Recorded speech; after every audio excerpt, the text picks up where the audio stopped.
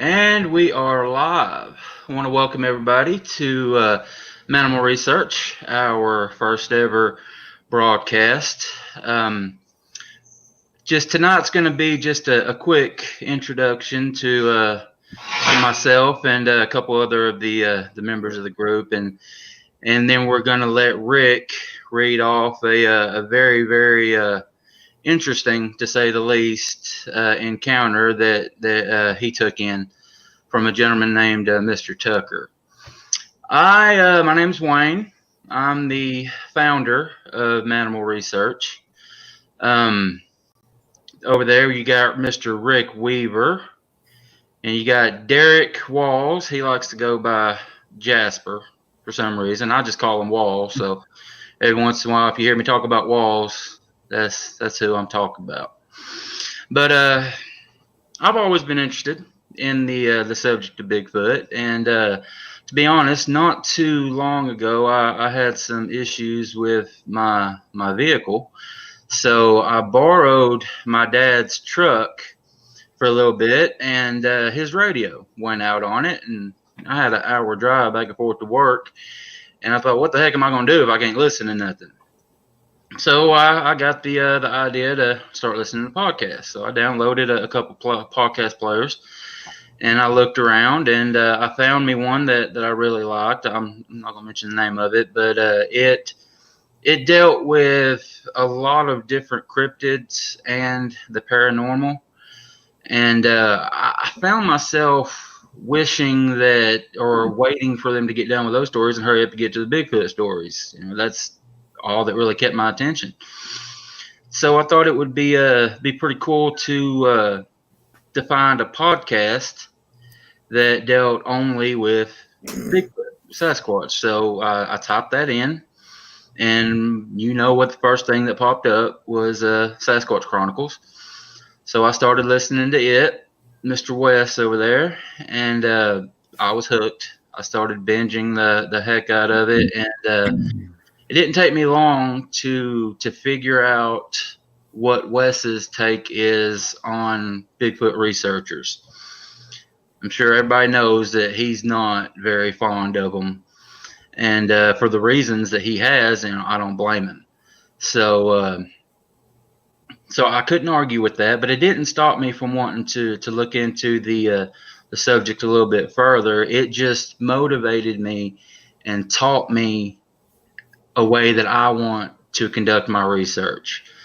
So I thought it would be better to start my own group with those thoughts in mind, instead of joining one that was already out there, to where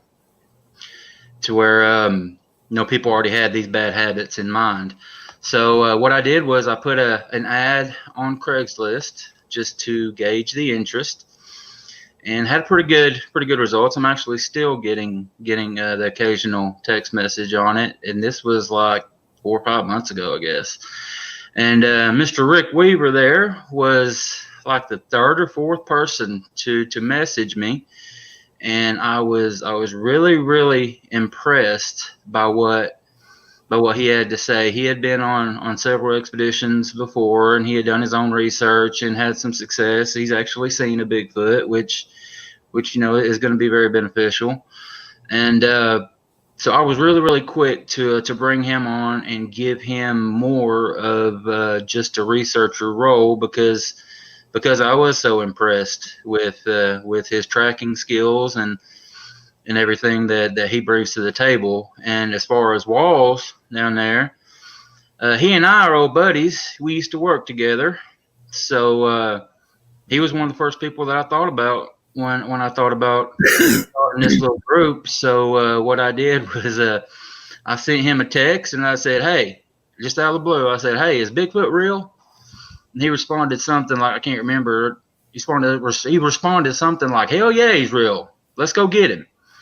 So right then I knew Walls was in, and these two guys right here, they've turned out to be really knowledgeable, really good at what we've been doing. But to tell you the truth, they really become better friends than that. So I know that that I can count on either of them, and they know that they can count on me, and that's just what we've been doing. And a part of good research and finding knowledge on something that there's not a lot of info out there, a good way to find out things about this creature, I believe, is not only being out in the field and gathering, research, finding structures and prints and listening for howls and doing calls, wood knocks, all that stuff. That's all fine and dandy. That will only teach you so much. Where I think is more, what I think might be more valuable is actual eyewitness encounters. So that's what we're going to include in our show and in our group. We're going to go pretty heavy on it with personal encounters. We're going to have people on, and we're going to let them talk about their encounters. Like I said, Rick, tonight, some people don't want their names out there. They don't want to be associated with the stigma that comes with this subject, and that's a shame. Hopefully one day that'll change. But Mr. Tucker tonight is one of those people. He didn't want to come on. He didn't want his real name out there. He didn't even want to tell the town he lived in. He just told Rick his story and gave him permission to use it. So Rick typed something up. So he's going to be reading that tonight. But like I was saying, I really, really believe that eyewitness encounters, we can probably learn the most from those because we learn about behavior. And so we're really going to be focusing heavy on that. So I'm going to take this opportunity right now to tell anyone out there, anybody watching now and anybody that's going to watch it in the future, if you've had an encounter, I want you to please, please, please get a hold of one of us. We would love to talk to you about it. And throughout the night, I'm going to be throwing up our different email addresses and jot them down. Any one of the three of us you can email and talk to. We'll call you, and we will practice complete anonymity. If you don't want your name out there, it won't be. If you don't want us to tell the town you live in, we won't. It's just the important thing is getting what happened to you out there so that we can learn from these things. And we want people to be safe is the main thing. So, yeah, like I said, I'm going to put our emails up there. Jot them down, guys. Email us if you've had anything going on, or if you know somebody that's had something going on, send them our way. And, yeah, I mean, that's me in a nutshell. I'm going to hand it over to Mr. Rick right now. And, Rick, tell us a little bit about yourself, buddy. Hey, man. Glad to be here today. My name is Rick Weaver. I'm from Calhoun, Georgia. I got involved with this, in 1981. Been doing it ever since. Been doing it more on my own. Got involved with Wayne in the group a couple of months ago. I've really got involved with this. Really looking forward to doing more research with these boys. It's a good group of guys. Love you and Zal. At the minute, I'd like to say hi to Mr. Tim Griffin out of Nashville, Tennessee. I talked to Tim earlier today and told him about the podcast. Him and his wife's going to be watching tonight. So, guys, good evening to you. Hope you enjoy the podcast. But no, we're here to research what they call Bigfoot, Sasquatch. Like I said, I had an encounter back in 1981 with it, and I've really been left, I guess, wondering about this creature the whole time, wondering if it's real. Then in 2011, we had an encounter at an old cemetery, and both y'all guys know about that. But we had rocks thrown at us that night. We had a tree pushed over. We had screams, vocalizations. Basically, for about 11 weeks there, we went down at least twice a week, and each time we were down there, we had encounters. And I've had other encounters hunting the Cohutta Wilderness over around Blue Ridge, LJ, the Appalachian Trail. I've got a lot of stories in from people that's had encounters on the Appalachian Trail, and that's one thing that I'd like to say. If there's anyone out there that's had an encounter on the trail while while either hiking a short distance or doing the full hike or whatever, please do get a hold of us and give us that info, because I'm doing a lot of tracking on the trail area now to see where these creatures are mostly situated throughout the trail. And as Wayne says, these creatures, people think, oh, they're big, lovable teddy bears. Well, in most cases that we've had encounters, they have been basically they have been I guess you would say gentle creatures, but they can't. I have experienced this myself. Other people have. They can have a mean streak to them. They can. And remember, when you're in the woods, when you're out in that area, you're in their home. They're not in yours. You're in theirs. And once you invade their territory, they're a very curious animal. They're going to come and they're going to search you out. And they're going to find out what you're doing there. And if they don't like you being there, they're going to do whatever they can do to scare you out of that area. And if it turns physical, it may get that way. And I'm just saying, be careful out there in your endeavors outside when you're enjoying it. Take care. Turn it over to you, Walls. Well, my name is Derek Walls, 39. I've believed in Bigfoot for a while. I had the skeptic side too, but I've also got different things and different beliefs and put it in perspective of, this could be natural, which Wayne's actually experienced that some. We've had some weird stuff that we've had a couple things. I'm trying to figure it out with him, and we butt pads a couple times, but other than that, we figure it out. I've watched so many documentations about it, the videos, different things. I've watched everything to try to figure out, is it real? Is it not? I believe it's real. I believe in, the Yeti. I think that's real. I believe people didn't know about the giant squids. They didn't find them. There's one topic thing I know that a lot of people always say, well, why can't we find a body? Okay. True. I can go with that. Then explain to me, why can't we find grizzly bears? Why can't we find the bear's bones and stuff like that? And those are big creatures. You can't find those. Even if in their caves, you never can find them. So I guess Bigfoot's eating them, or they're eating themselves, or what? Plus, I come back. I have back a history of my Cherokee side.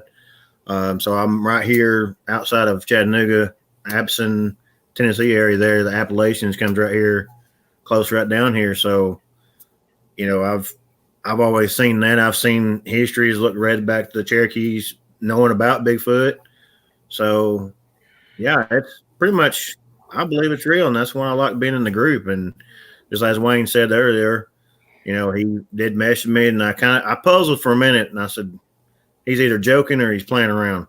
I don't know which one. So I was like, well, yeah, for sure, he's real.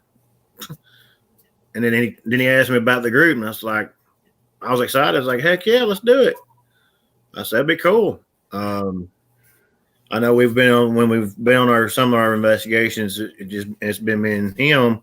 That last one we was at, and I know I guess I had the more guts to go out there in the nighttime. He was more scared of getting lost. I was like, well, Bigfoot will take care of you. He always takes care of these other people. Yeah, I'm sure he'll cuddle up with me. But other than that, we've which later down I know we've got set up where I'll explain how I had an encounter with myself way down the line here for our show later, which really got me in knowing, hey, something's out there. And then other than that, like I say, if you got any kind of idea, don't be afraid. Hit us up. We'll, we want to, when we want to go out there, we want to find it. We want to go look. We're not there to kill. We want to find this thing. We want to bring it out to the open. Which there's other points I've actually seen. Actually, it was actually the first time when we got to meet with Rick. He brought up showing that Washington state had a law against it about killing a Bigfoot. Well, Georgia apparently has the same law. And to me, as I brought it up to them both, I said, well, in the statutes of law, you've got to have some type of evidence. There's something has happened that the government has made a law to protect these animals. Other than that, I'm just excited about the group, and hopefully we grow even more. And definitely anybody that's out there that's watching, definitely hit us up. Tell us anything, story. Tell us, a lead. Give us any kind of lead. Where it's at, location. We definitely want to check it out. If you're having something at your farms, I know that's a lot of issues. If you're having issues at farms, let us know. We'll happily come out there and check it out. And I'm up to it. I'm game for it. I'm, I guess you'd call it gun ho, go out there and get it. Other than that, that's pretty much. Yeah.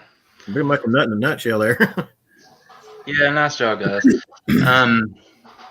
Yeah, I mean, like they both said, and Walls hit on it a little bit. We aren't out to hurt any Bigfoot, Sasquatch.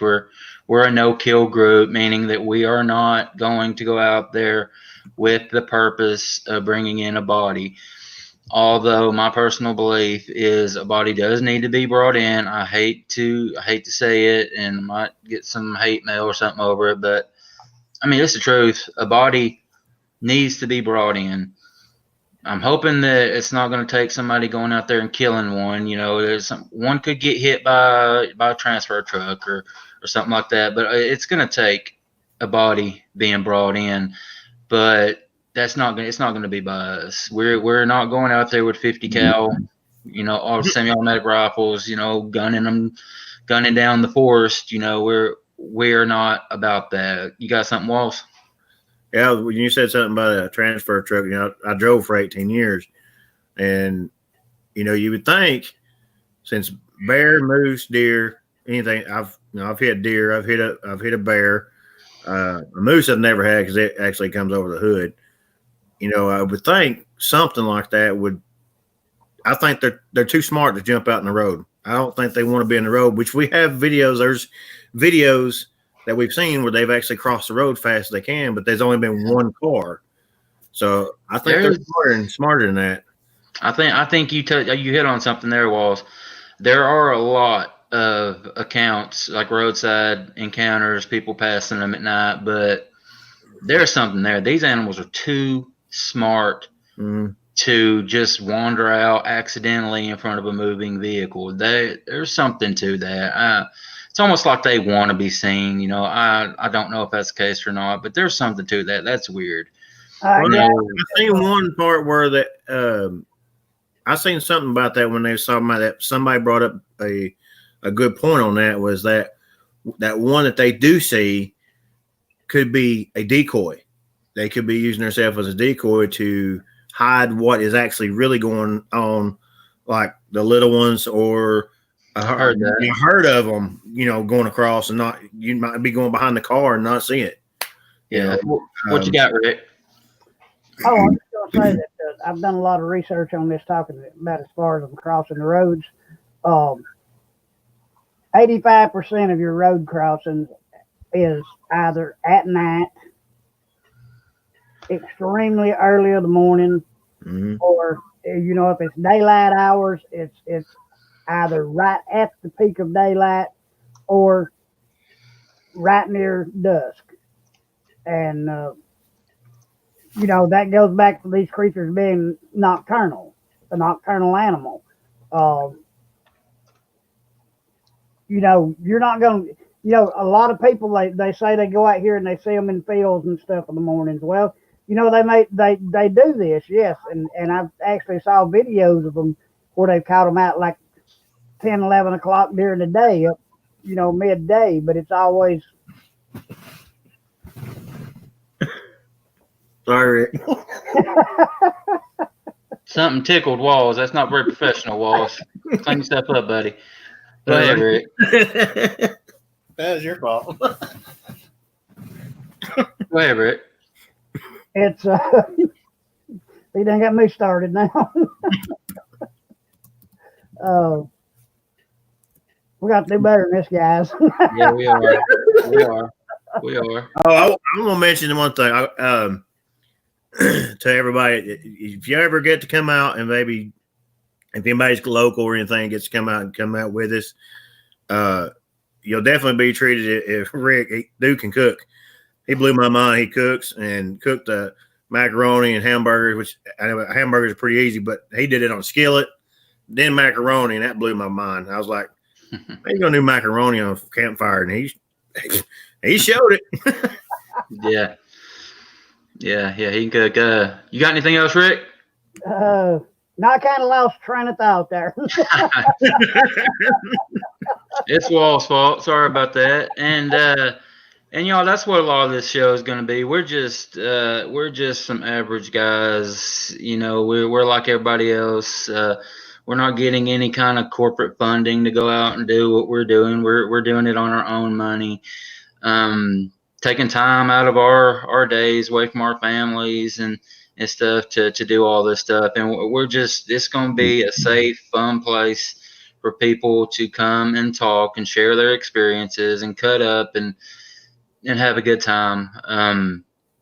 We're not going to take ourselves too serious. I think that is a big problem in the Bigfoot world. I really do. There's too much arrogance out there. Everybody is fighting and racing to be the first one to prove that this thing's real. I mean, who cares? Who cares? You know, we're all in it for the same reason. We're all doing the same thing. We're finding the same stuff. Calling other researchers liars and hoaxers because they come up with something before you, it's silly, and it's not going to happen here. I can tell you that we're not going to take ourselves too serious. And if we get somebody in the group that does, we're going to ask them to go ahead and find them another group, because that's not what we stand for.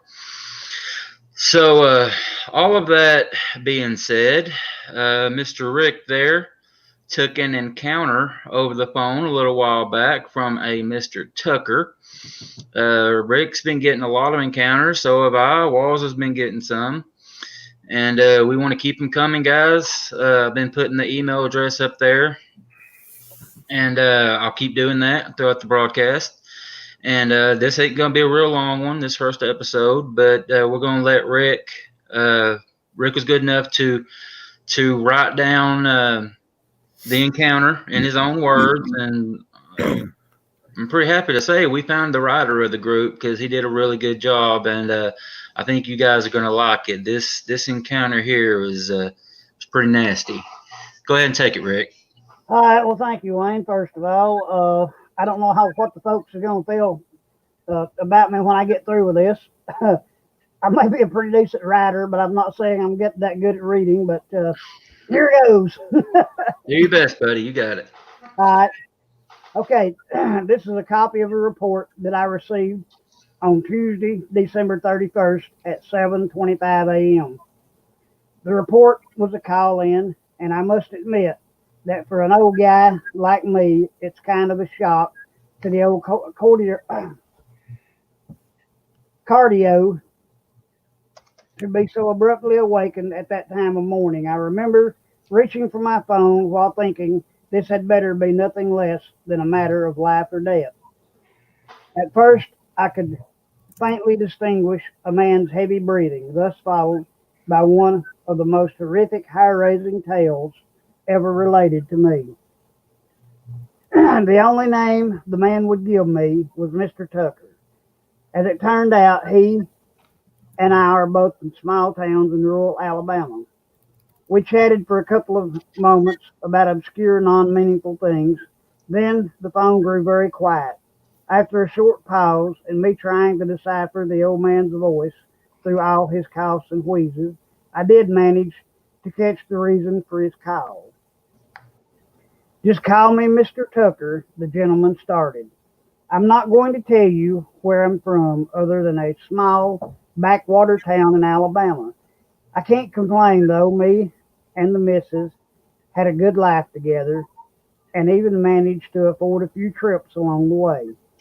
Now let me begin by saying that although it might not be discernible now, I was once what most would call an outdoorsman, a real man's man. Until I injured my back from a fall on the bluffs at Little River Canyon back in the late 90s, my wife, Miss Kate, I'll call her, and I were out most weekends putting most of the younger kids to shame. Hell, back then, it wasn't nothing for me to tie off a double hitch knot and scale down the side of a cliff to a great fishing hole. And Miss Kate was always right beside me. You know, as I recall those days, excuse me, as I recall those times, it seems some are so far away while others I see so clearly. It's as if you can just reach out and touch them. Well, I digress. I know you're not in the mood to listen to this old fool ramble on about lost loves and forgotten times. The reason for my call is because of a strange encounter my wife and I had a few years before my injury. Miss Kate had read an article on a state forest located just outside of Chattanooga, Tennessee, named Prentice Cooper State Park. What she read sounded interesting, so we began to make plans for a road trip. I worked as a welding supervisor for a large firm out of Jefferson County, Alabama at the time, so I had to plan my outings carefully, especially extended ones. I recall we spent the next few weeks watching weather reports for the southeast while putting together our itinerary for the trip. It's kind of funny now that I look back on the whole event. I should have realized something unusual was afoot. Until that trip, all other preparations for previous ones had gone off without a hitch. However, what is it they say? Whatever can go wrong will, and man, did it ever. We had started planning the trip in early January, but due to unforeseen circumstances, i.e., Miss Kate slipping on a patch of black ice in early February, the trip was pushed back for a few months until her doctor had given his approval for what would become the ill-fated journey. By the time we had all the bad behind us, it was early June and hot as hell. I recall Kate had caught me late on a Friday night as I was raiding the icebox after smoking a joint. Never any of the hard stuff or even alcohol for me, although I do find burning some. Excuse me, folks. And just want to go ahead and say, well, kids, we don't endorse that. No. Yeah. Go ahead, Mr. Rick. Okay. Burn some weed. After a long day, it's very relaxing. However, I digress. After Kate had patted my belly and told me I needed to hit the woods, we decided to throw caution to the wind and head out early the next morning for a joyous weekend afield. I went directly to the phone and placed a call to Ed, my stand-in, when I'm not at work. After arranging to him over, have him cover my shift for a couple of days, I told Miss Kate to start packing the truck. I had one of those old camper tops on my Ford F-150, and man, did it do the trick. You could pick up the thing, you could pack the thing to the top. I can't count the times Miss Kate and I have woke staring at the metal ceiling. Anyway, getting back to the story, the old man said after pausing for a long breath, we planned to get an early start the next morning, but due to unforeseen situations my wife had to get up and drive 12 miles across town to cook breakfast for her aging parents. Now, don't get me wrong. I love both those old people to death and would have done anything I could for them. I guess what bothered me was the fact that her fat ass sister, Beth, and her two harebrained daughters had lived only a couple of hundred yards across the field from the elderly couple and wouldn't turn a hand to help them. Once Miss Kate had made it home, we finished packing the truck and were off to the mountains. The drive into the city was mostly uneventful, with us seeing a couple of state troopers making traffic stops along the way. After stopping in one of the small towns en route along the way, for a late lunch of barbecued ribs and baked beans, we continued our destination, arriving around 3 p.m. that afternoon. With all of our travels, this was our first stop ever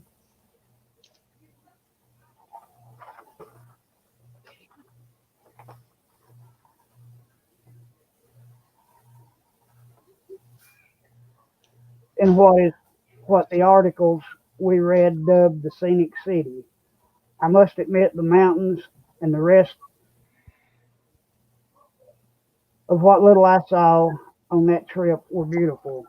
Somehow unknown to either my wife or me, this weekend trip of rest and relaxation that we were so desperately needed would turn into a night of living hell for one of us before it was through. After speaking with the attendant on hand, I was told that we could hike any of the forest trails that were, and that there were many primitive campsites along those trails. However, Jim, the guy I spoke with, I think his name was, warned us to make sure we gathered enough firewood before dark and just to be safe, stay close to camp during the night. Now, being the outdoorsman I was, I found his last statement to be kind of strange and started to question him about it, but quickly thought better of it as new campers began to arrive. After arranging our backpacks with the food and equipment needed for a 2-day hike, we grabbed our walking staffs and made our way onto a small gravel path leading toward the heavily wooded forest. We walked for maybe half an hour without a word being spoken between us. It wasn't until we had reached the spot where a small creek cut through the path that I began to have this uneasy feeling come over me. After making a stop to adjust the contents of our packs so the weight was distributed more evenly, Miss Kate turned to me and gave me a strange look, the look turning into one of gladness as she took the few short steps that separated us. Mr. Tucker, I swear, even at 50, you're still the nicest looking man I've ever met, she said as she brushed the hair from my brow.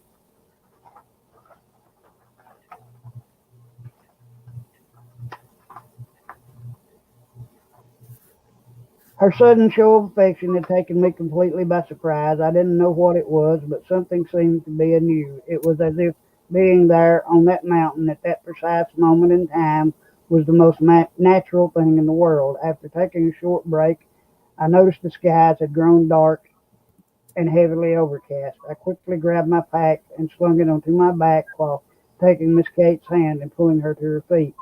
Come on, old woman, we had better find a place to pitch camp unless you want to spend the night soaked to the bone, I told her.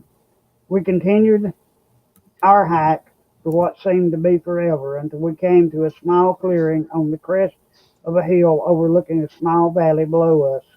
The forest to our right and left was thickly covered in both hardwood and pines, making me think that this would be an excellent place for a predator such as a large bear or mountain lion to be stalking its prey. For some unknown reason, this weekend outing, which had started out as a much sought after and enjoyable time, was now taking a turn for the worse, and I couldn't figure out why. After regaining my composure and shaking off the chills despite the humid temperature, I quickly removed our tent and ground cover and proceeded to pitch our camp. I had just finished placing a large canvas tarp above the fire pit I'd built when the rain started. just a slow downpour at first, but enough to make me begin dashing around like a madman gathering firewood or gathering wood for the fire, while Miss Kate readied burgers and hot dogs for the open fire. I grabbed my axe and made my way down a small grade about 30 feet from camp to the spot where the remains of an old cedar log lay resting atop the fallen leaves. The day's light was quickly fading, giving way to the approaching darkness. Once ready, I studied my axe and made a heavy swing. Just as the metal contacted with the log, I caught the whiff of something that smelled putrid. I quickly raised my head and began to scan the area, looking for the source.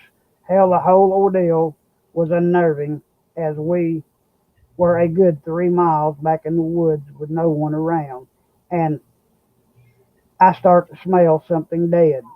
Who's to say what kind of folks hang out in a place like this, or better yet, what types of things they discard on their way through?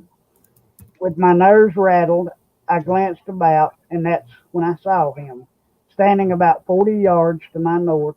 The light was fading quickly, and all I could make out was a large, darkened form standing in the shadows. My eyes watered from the foul odor emitting from the strange, ape-like creature. It stood and watched me with intense curiosity for what seemed forever, but was only a couple of moments before quietly fading into the surrounding forest. Well, after the shock of what I'd seen, I hastily gathered all the wood I could find, quickly made my way back up the slope to where my wife was waiting at camp. "My God, did you see that?" I asked as she walked from the tent, her arms full of buns and drinks for our dinner. "See what?" she replied, giving me one of her famous no nonsense expressions. The poor thing must have thought I'd lost my mind the way I was carrying on about the large man ape I'd seen. However, Miss Kate, being the trooper she was, went on with her dinner preparations while listening to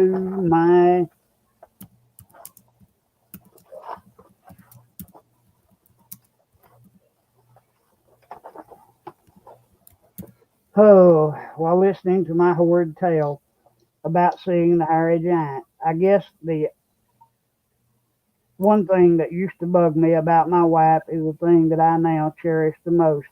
She had always had this way about her. It was one of those looks that she gave that told you when she'd heard enough. And boy, did I get quite a few of those before bedtime that night. It was around 11 p.m. when I finally shook the image I'd seen from my head and settled in for a much needed night of sleep and rejuvenation. I remember being awakened by the sounds of loud footsteps outside our tent. It was as if whoever or whatever was out there was stomping the ground with every step. I lay there, fear building within me, like none I'd ever felt before or since. It had taken me a couple of minutes to fight back the fear and grab my 9mm from its holster. I then crawled my way over and threw back the door flaps, and the sight that awaited was one of both wonderment and outright hell. There, standing not 20 yards from our tent, was one of the most horrendous creatures I'd encountered.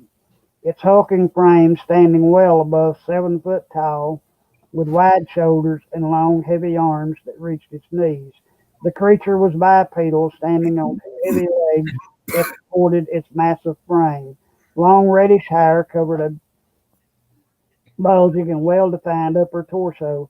Its hands were wide, with long, thick fingers and thumb. Shorter, thin hair covered the backs of them down to the middle knuckles.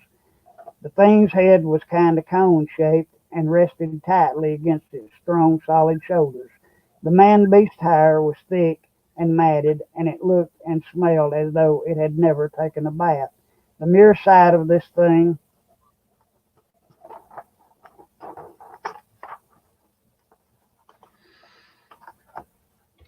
had me shaking in my boots, and I wasn't even wearing them.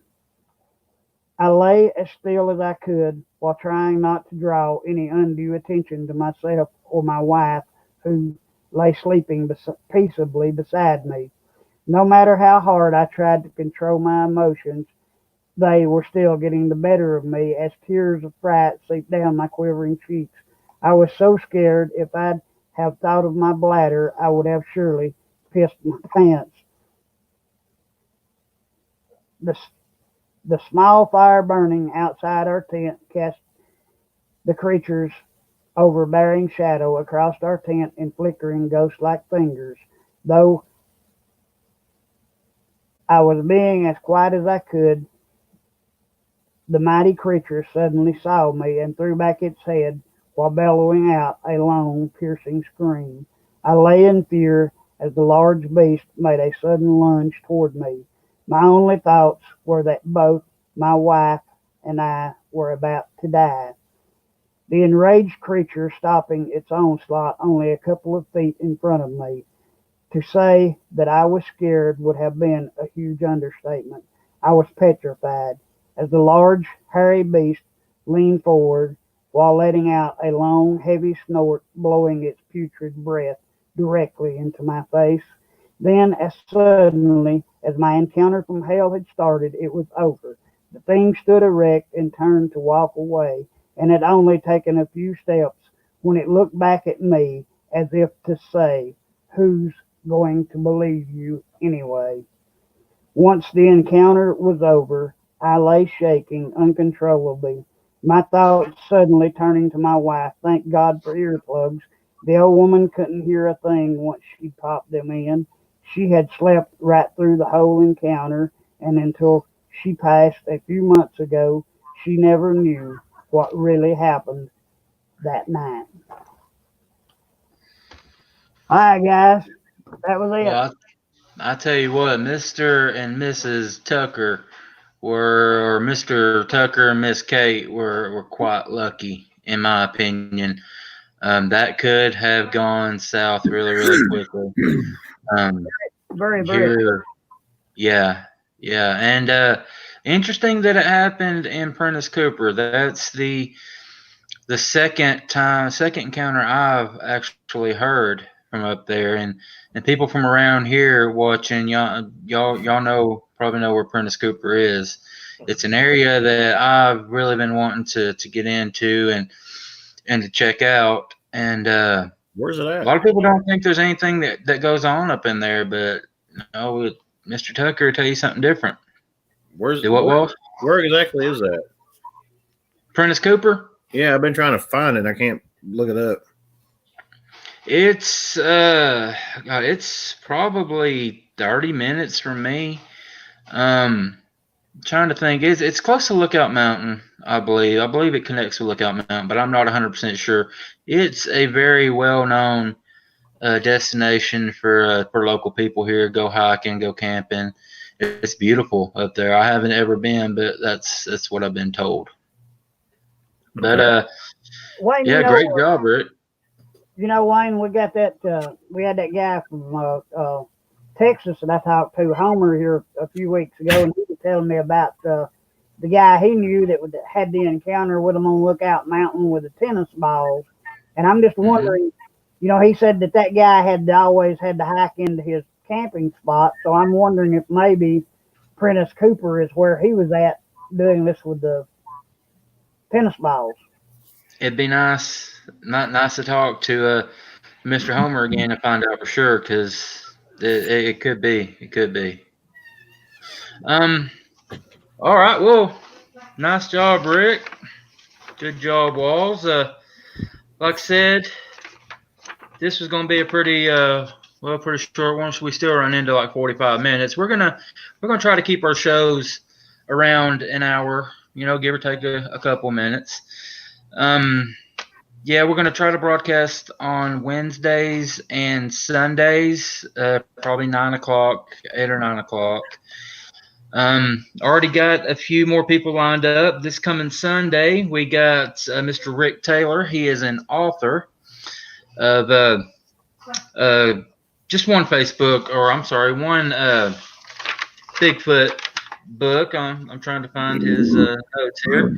He's the author of Bigfoot: My Encounters with the Forest People, and I talked to Mr. Taylor, and he's a really nice man, and he's seen some cool stuff. So y'all be sure to join us Sunday night, because that's what we're gonna have on tap. Guys, y'all got anything else before we get out of here? Y'all comfortable with me bringing some apples next time we go? Which will be next. We're gonna do be like the 18th when we go to our next investigation. Yeah. Oh yeah, that to me that would be fine. I would. Not for us, for the Bigfoot.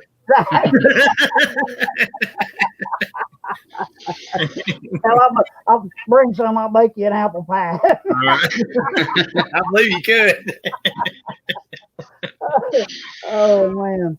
Yeah. We'll talk about the gifting. That's I'm sure that's something that we're going to get into. I'm really excited about trying to do that and see what happens. If need to bring a trail cam so we can keep an eye on them and see if we can catch him. Maybe he or she, or see what might take it. Yeah. Well, there's a few things that I'm interested in trying. Which we still all have. right, guys. Everybody out there, y'all hit that subscribe button. Show us a little bit of love, a little bit of appreciation. We appreciate y'all. Hit the subscribe, and like I said, I'll throw these emails up one more time. Guys, please get a hold of us with some encounters. Y'all know somebody that's run into the big man out there. Did you see your comment from Robert Gas? Hold on just a second. What's that, Rick? Now go ahead and read those comments there. I seen one. I just looked over there and seen he said something about Signal Mountain going through Red Bank, which that's there is reports on the BFRO about Cell Creek and everything. So yeah, if it's further, it's probably after that when it says something about Signal Mountain and going through Red Bank. Yeah, that's a Mr. Robert Gass.